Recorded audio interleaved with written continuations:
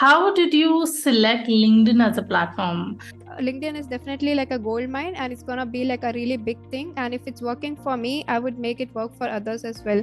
That from your, entrepreneurship and your freelancing, how much are you able to generate revenue in a month? It's about around 2 lakhs, I would say, Yeah, revenue. that's amazing.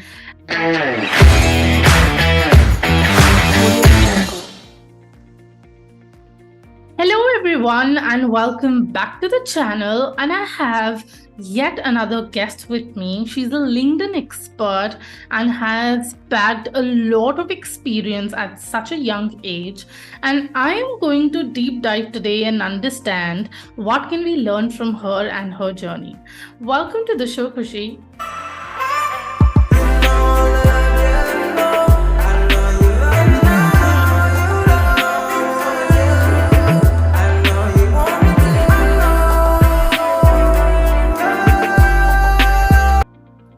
Hi Manmeet, and hi everyone. Thank you so much for such a warm welcome, and I'm so excited for this podcast today. To start with my journey is like so crazy. How do I start? Actually, my journey of marketing started during my college admissions, I would say.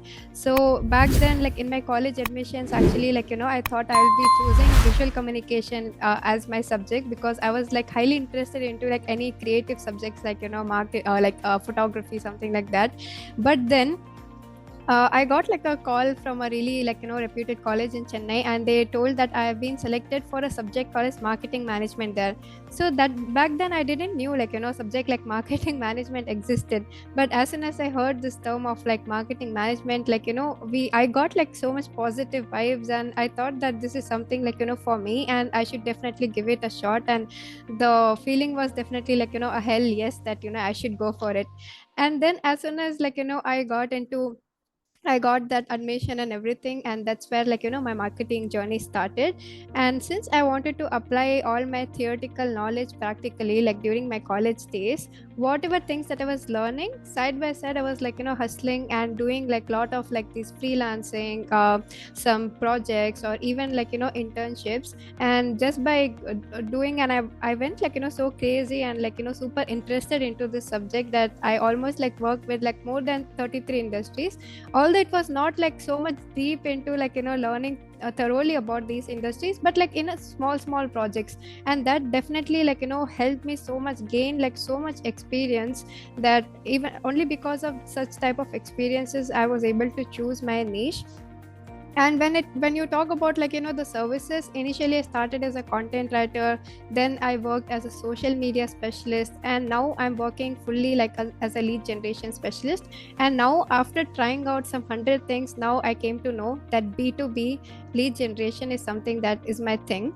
And out of trying all the social media platforms, I feel LinkedIn is something that I could totally relate, and I really enjoy working on LinkedIn. So yeah, this was all about my journey about like marketing. I think you've packed together in such a short span of time.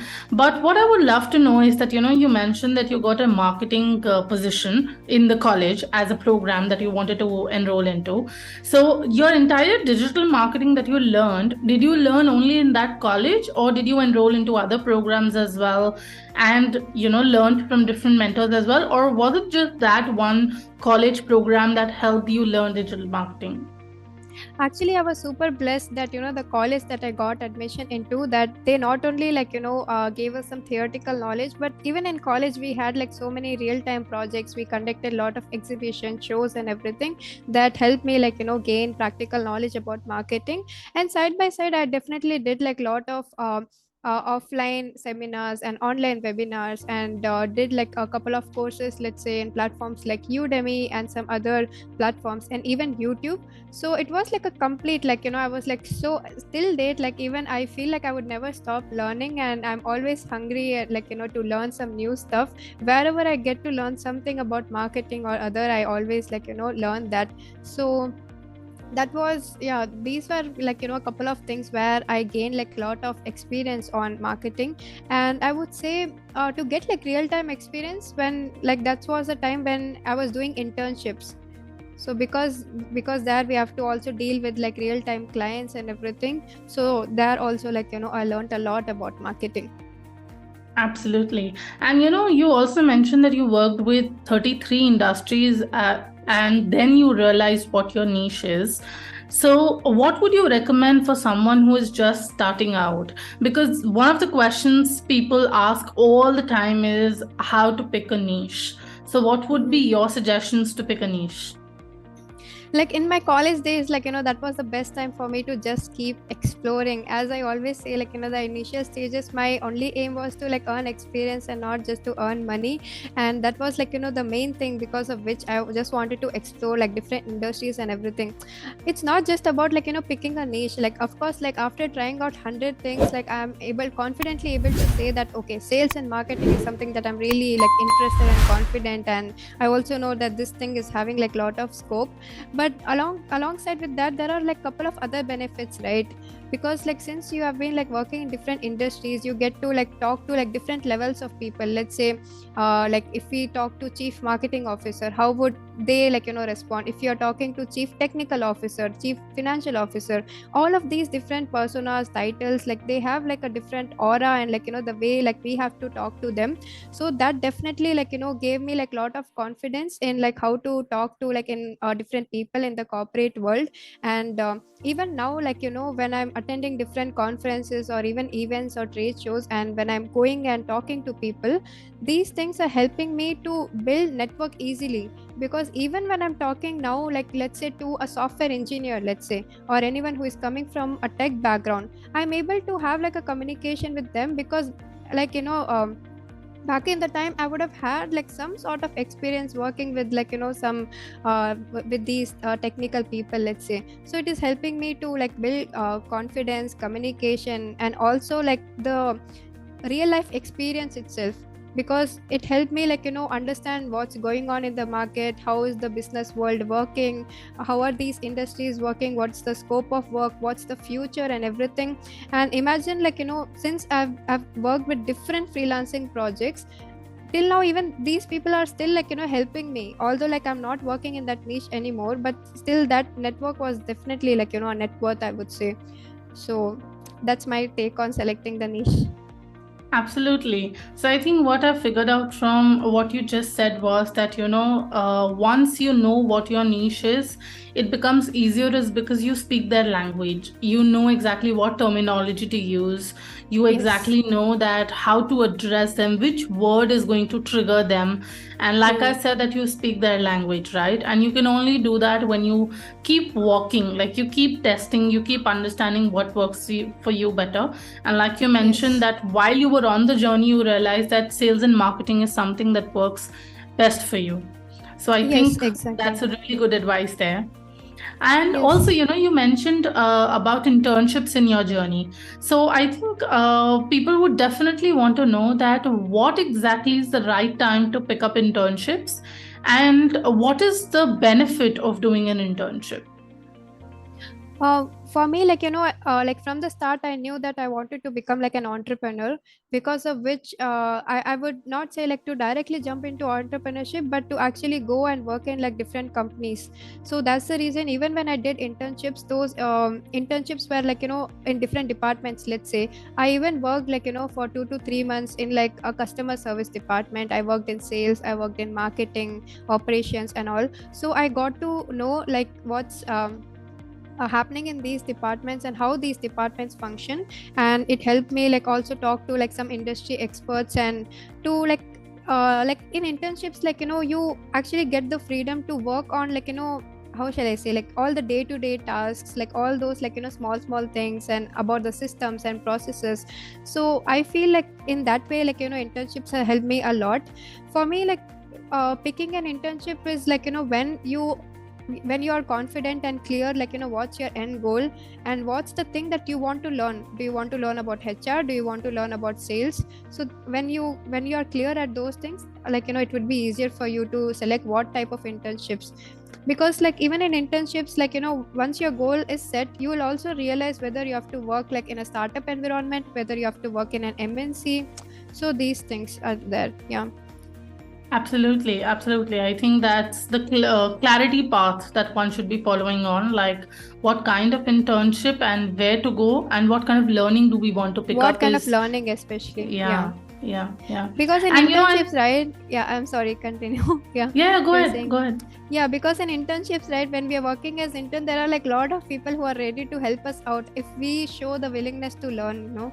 So I got like so much learnings from like most of my internships and my seniors especially. Absolutely. And I think I picked up a very important thing while you were, discussing. You were saying that I always wanted to be an entrepreneur. So Hmm. I would definitely want to know that what is your why of being an entrepreneur? Like, why did you want to be in business and become an entrepreneur? Entrepreneurship, because like from the start, like since I am like a creative person, I would say. So I always need like my like time and space to work on few things, and to keep my creative juices flowing. And I really do like I cannot keep myself like into a box. And that's the reason, like I feel like I wanted to become an entrepreneur.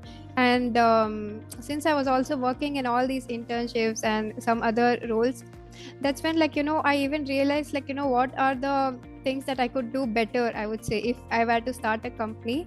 So I just, like picked up like those things, and I feel like if I'm being an entrepreneur, not only I would have my mind space and my freedom to work, but there would also be like some sort of like innovative, like system or anything like that that I could create, like by myself. So even like that, like I just want to go creative and build something like very like unique, I would say. Absolutely. So I think entrepreneurship is the game of creation for you because entrepreneurs create. So you are in Yeah, the game for the creation. yes, because I keep Yeah. thinking, like even when I'm sleeping, right, like or like I keep dreaming about like some new ideas, visions, systems, processes and everything. So I feel with entrepreneurship, I'll have like a blank canvas, and I could just keep adding whatever things that I want. Absolutely. And Khushi, by the way, would you just like to share that what is your age for our audience that's listening to you? I'm 22 years old. Okay, and you're so young and you've, come such a long way. I would definitely want to know that did you start with entrepreneurship directly or did you ever do a corporate job or was it entrepreneurship from day one? So entrepreneurship mindset was always from day one, I would say. So I started, like with freelance project that would also be considered like as a mini entrepreneurship, I would say, Yeah, because directly I did not wanted to jump into that corporate world, because I wanted to keep that entrepreneurship like within me, always, like fired up, I would say. So that's the reason I chose freelance projects. Like even if I didn't had like any knowledge, I just like took some projects, like worked on it without anything, like learned in the corporate world, anything like that. And only after that, like slowly by slowly, I moved into like internships, and then I did like a full-time job. And after which, now I am like transitioning from being like a freelancer to like slowly growing my team and building like a company. Yeah. absolutely. And I'm sure that company is going to have some amazing creations for the future people to see. I can see that Thank vision you. already. Thank you. Yeah. And since we are discussing about picking a niche, picking an industry, and the experience that you went through, how did you select LinkedIn as a platform? And what made you, whatever you're servicing right now, your B2B clients and providing LinkedIn as a service? So, how did you come to this? How did you decide that this will be my offer? Because offer again is a question that a lot of people have and are not able to figure out what to offer. So how did you Hmm. decide on your offer? Yes. So like even like choosing LinkedIn as a platform, first of all, like before I chose this platform, again I just like installed all the possible social media apps, let it be like all the apps, and then I use one by one, and whichever like I was using like few apps, let's say for few months, and whichever like platform like didn't interest me that much, I kept deleting those, and end of the day I was left with LinkedIn. And also, like, well, while I was mentioning about like at a point I was providing content writing and social media services. So to get those clients, I got almost most of the clients through LinkedIn inbound leads. So that's when I realized like the power of LinkedIn, because when I started on LinkedIn, I used to post only one article a month. That's it. And with that itself, like I was able to get like so many good quality inbound leads. And that time people were not that really like active on LinkedIn, and most of my friends, they didn't even knew like, let's say, what is LinkedIn. So I realized that is like LinkedIn is definitely like a gold mine, and it's gonna be like a really big thing, and if it's working for me, I would make it work for others as well. So that's the reason I chose LinkedIn as my platform. And I think we come back to the circle where we said that walk the path. Like you keep walking and you see what is working out for you. And you very nicely mentioned that, you tried the app, you tried to see if it resonates with you or not. As a service is something that is the second step, but whether it resonates with you as a person or not. Because if you True. keep enjoying doing something, is only when you can provide results in that particular service. Yes, definitely. And of course, with LinkedIn, I was able to connect with like so many industry experts. I made like few friends, and they provide so much like value for free on LinkedIn. And I love scrolling LinkedIn. Every time I open LinkedIn, I get to see some carousels, videos, and all. I get like my Yeah. mind like mind blown seeing the type of value people are providing on LinkedIn. It's just Yeah. LinkedIn amazing. addict, are you? LinkedIn addict, yeah, because people have helped me Yeah. so much, like on LinkedIn itself. So yeah, Yeah. loved it. And also, if you're comfortable sharing, I would love to know that from your, entrepreneurship and your freelancing, how much are you able to generate revenue in a month? It's about around 2 lakhs, I would say, Yeah, revenue. that's amazing. And what do you bill your clients? Like, how do you price your services? So basically, like I'm having like a process in which like I send like a detailed questionnaire to my clients, which has like around 20 to 30 questions. And after they fill out the questionnaire, like I try to research about the industry and everything, try to understand what could be their potential market and everything. Because in lead generation, it cannot be like one size like fits for all, right? Like for every client, there's like a different strategy. And even if there are Yeah. like two different companies, they might have like two different like completely different targeting. So after that, like I decide on the pricing, and like it's always like, yeah, monthly pricing. That's what like I'm charging for LinkedIn and email outreach. Okay, got it. So that means your clients are on a retainer, and that helps you, keep the consistency of the money that is coming in. Yes, it's retainer plus a commission on the sales they are closing. Okay, understood. And what would you recommend to someone who's just starting out? What should they consider when they're pricing their, offers? For me, like the pricing would like depend upon like like how much value you are able to provide. Yeah. Even if you need like high ticket clients, are you able to provide like a premium service to them?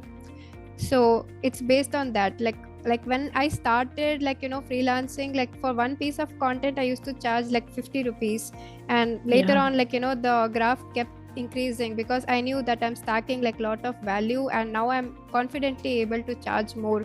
So like you have to like a person, if they want to decide how much price to charge, I would say like to calculate like how much value they are providing, and also to speak with like different people within the same industries to get like a ballpark like amount, like what's the industry charges, let's say, and based on that they can like decide on the pricing.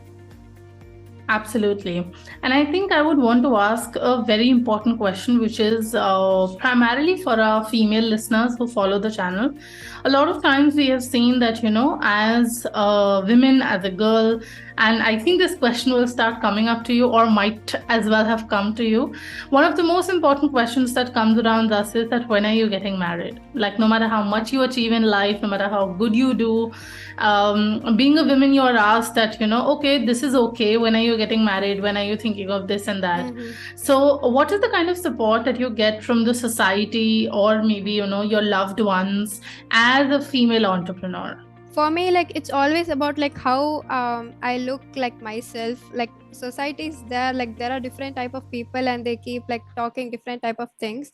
But I would say like as and when I'm moving forward with my life, like the my circle would be like really small, but all of them are really supportive and quality people, like and they are the people who are really like supportive of my dreams. And even like let's say talking about my family, like they never put like any restrictions. Maybe because also like from the from day one itself, like when I'm having my goals and visions, I'm really like serious about like what I want to achieve, and I'm having Yeah. like a proper roadmap and even like short term and long term vision like about the goals that I want to achieve.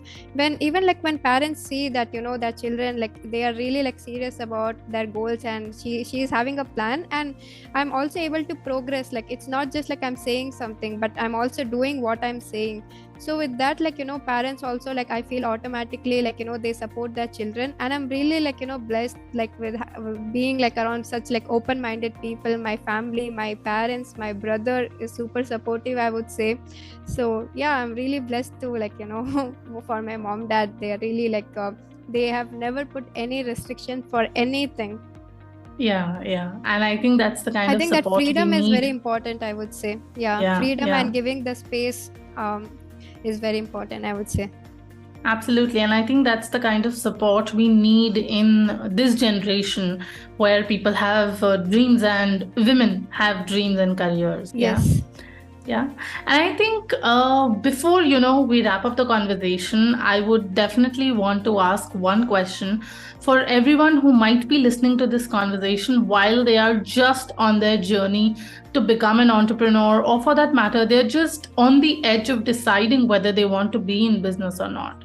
So, what is the number one step that they should take while beginning on their journey of entrepreneurship? The first step. I would say like the first step that they need to take is efforts. Like the biggest hack is efforts, I I would love say. that. Yeah, a lot of people like when they're strategizing and everything, they come up with like really like crazy ideas. But I would say like instead of taking like such a big path, like even if we just focus on our next 4 steps, right? And if we even if we are having like very less resources, what can we do with like with these sort of resources? I would say like people they would be able to like move like at a very faster space. Then the other thing I would like to say is like to not feel hesitant. I would say like when I was saying about my internships, like the very first internship was like a digital marketing internship, and that time like till date I didn't knew like how to operate a laptop, and still like somehow I Oh. just cracked the interview. And in the very first day of my internship, I was even asking people how to even use like a laptop, and I was asking them how to save the folder. I didn't knew anything. So if I was hesitant, like लोग क्या सोचेंगे, मेरे को तो कुछ आता ही नहीं है and everything, so we won't be able to like move forward. So like just don't wait for the opportunity, create your own path, is I would say. Absolutely, 100%. 100%. Thank you so much, Khushi, for all the golden nuggets. I'm sure anybody who's listening to this conversation will learn a lot from your journey and would be inspired to begin their own. Thank you so much. Thank you, Manmeet. Thank you all. Bye. Bye.